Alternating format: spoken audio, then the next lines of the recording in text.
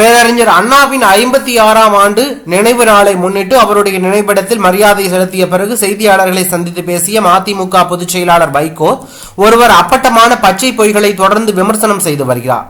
ஈழத்திற்கு நான் சென்று இருந்த சமயத்தில் பிரபாகரனுடன் அங்கு தங்கியிருந்தேன். அங்கு நடந்தது குறித்து நான் எந்த ஒரு பத்திரிகைகளிலும் வெளிப்படையாக சொல்லவில்லை. பிரபாகரனுடன் நான் ஒன்றாக இருந்ததற்கான பல ஆதாரங்கள் என்னிடம் இருக்கின்றன. இருந்தாலும் நான் அதையெல்லாம் வெளியிடவில்லை. ஆனால் விரைவில் அதனை வெளியிடுவதற்கான காலங்கள் வரும். முத்தமிழறிஞர் கலைஞர் இடத்திலும் இது குறித்து நான் பேசி இருக்கிறேன். தற்போது முதலமைச்சர் தலைமையில் தமிழகத்தில் நல்லாட்சி நடந்து கொண்டிருக்கிறது. 2026ஆம் ஆண்டு திமுக தமிழகத்தில் பெரும்பான்மை பெறும் என்ற நம்பிக்கை எனக்கு உள்ளது. இது திராவிட பூமி, காவிரி பாய்கின்ற பூமி. இந்துத்துவ தத்துவத்தை மோடி கொண்டு வருவதற்கு முயற்சிக்கிறார். அதை ஒருபோதும் நாங்கள் அனுமதிக்க மாட்டோம் என்று வைகோ பேசியுள்ளது பரபரப்பையும் அதிர்ச்சியும் ஏற்படுத்தி உள்ளது.